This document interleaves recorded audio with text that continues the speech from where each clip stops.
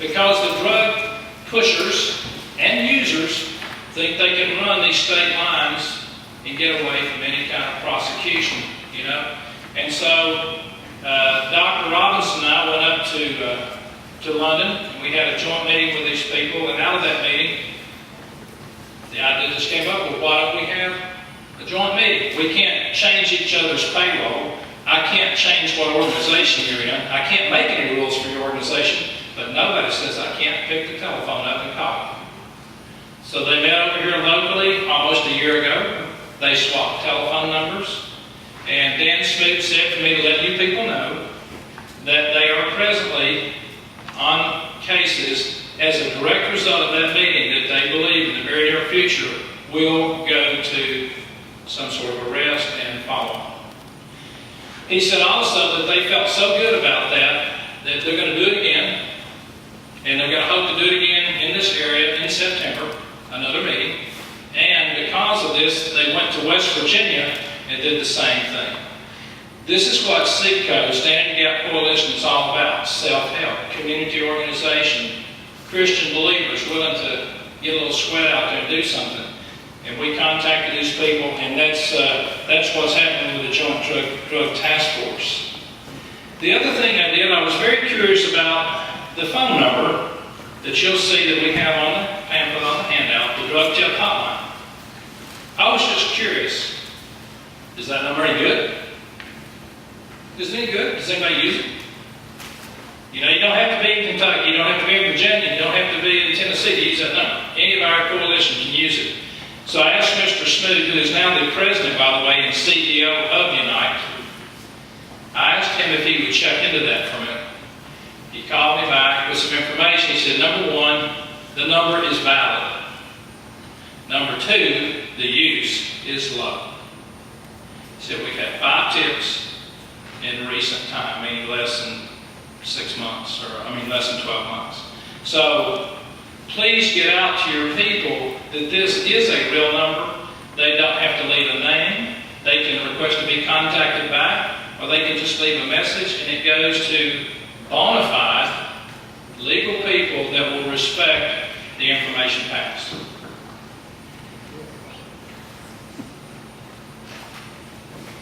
Number 4, we are going to seek here in Bell County, Lee County, and Claiborne County to kind of put a little group together out of the coalition, because we're kind of fragmented right now.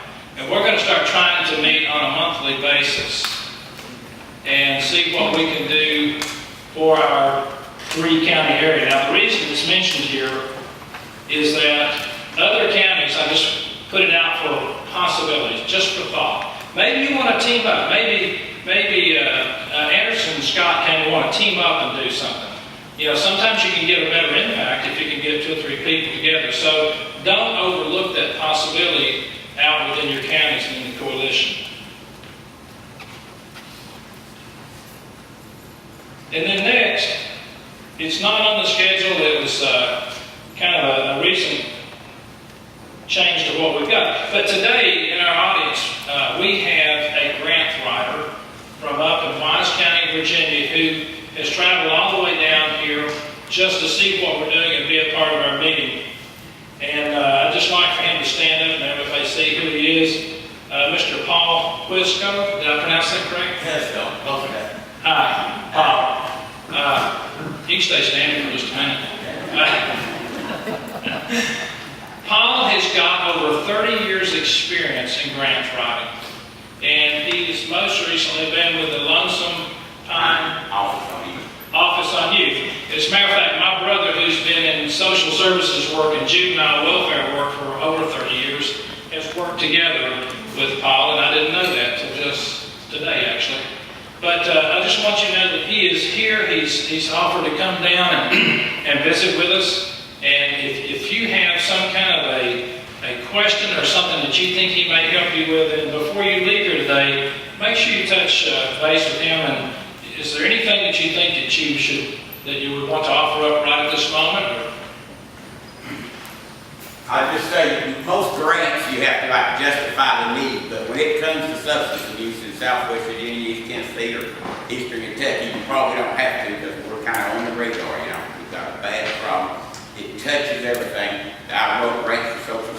different, child abuse and conviction, substance abuse and juvenile court. And we started entrepreneurship programs for kids, just all kinds of different things, trying to figure out what would work. I don't know that there's a magic bullet. I'm pretty sure there's not, or somebody figured it out. I admire you for trying to do treatment program. That's what we need. We don't have them. Do begin to shut down and leak down, a few months ago, because they just can't keep the funding. And they're tough to keep going. I'd encourage you to look at a lot of models, because there's all kinds of different ones. There's some really good church-based programs in North Carolina and West Virginia I know about. Go check them out, see what, don't make the same mistakes they did. But I think if we got the area together, we could definitely pull it off. Definitely a need for more folks than we could ever help problem need-wise. And item number 5 there, I just, once again, I already said something about it, but please make sure that you take some of these standing gap trifolds with you and distribute them to the places you think are best. Okay, but definitely give them back within your coalitions. The number 3 on the agenda is proposed cooperative on there. I wrote in with the Sudafed efforts.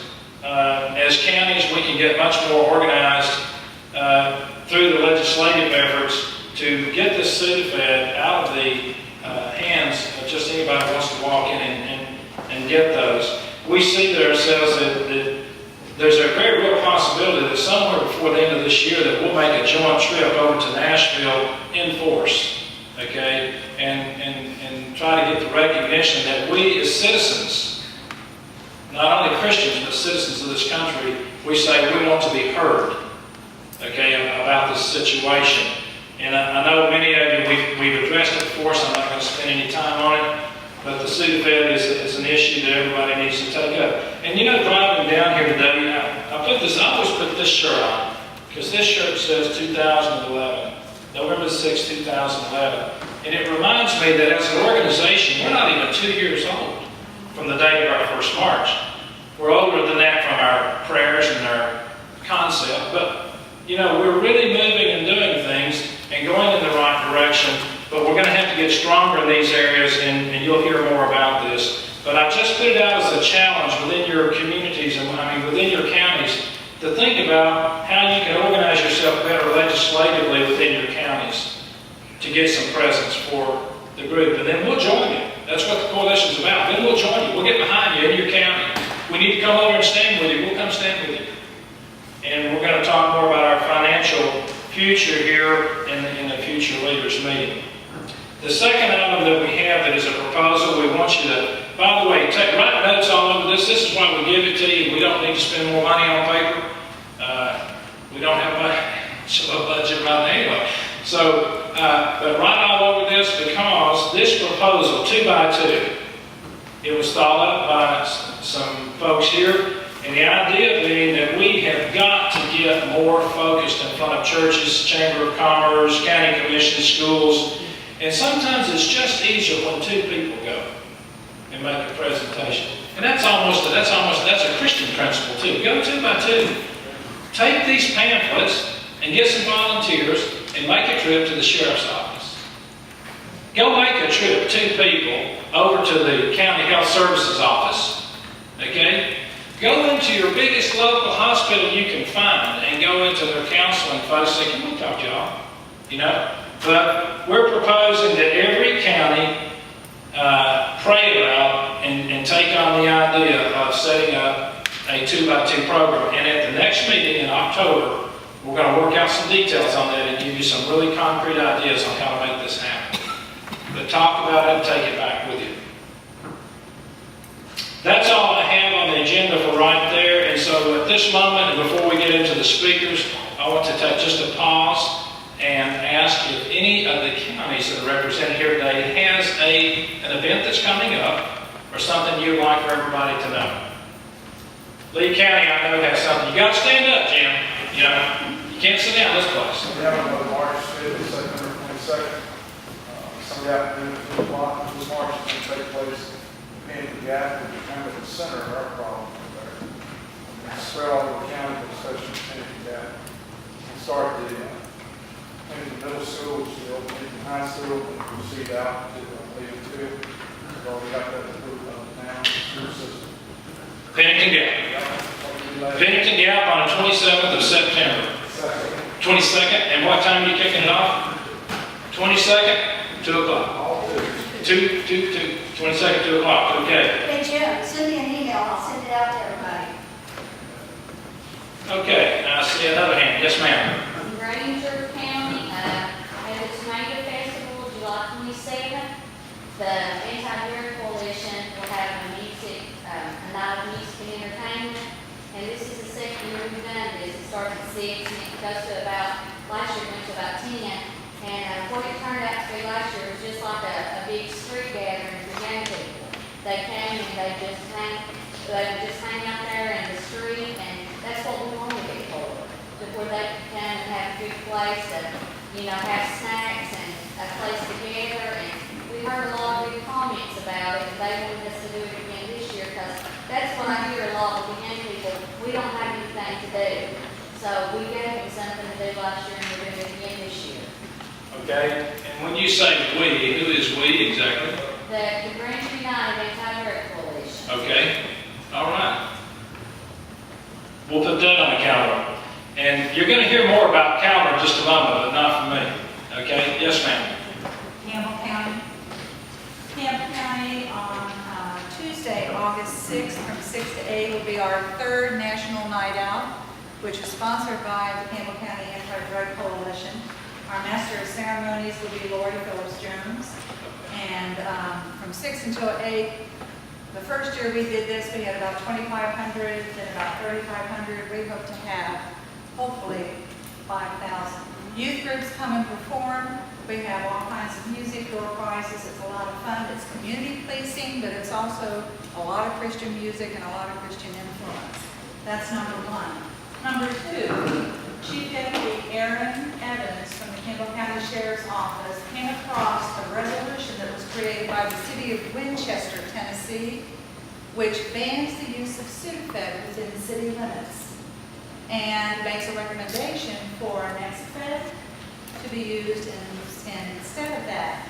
So we are approaching our county commission in each of the cities within Campbell County to sponsor this, to back this. The state might not do it, but the cities and the counties can do it.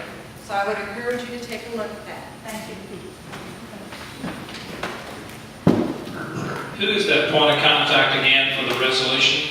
Chief Deputy Aaron Evans with the Campbell County Sheriff's Department.